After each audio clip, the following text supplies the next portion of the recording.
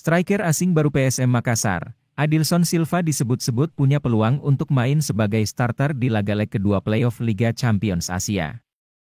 Peluang tersebut datang setelah striker lainnya Everton Nascimento tak terlihat di sesi latihan PSM Makassar jelang laga menghadapi Bali United. Berdasarkan pantauan Fajar.co.id, di sesi latihan terakhir sebelum bertolak ke kota Parepare, pemain asal Brasil ini tak terlihat mengikuti latihan bersama rekan-rekannya. Latihan tersebut berlangsung di Stadion Kale Goa, Kabupaten Goa, Kamis, 8 Juni 2023.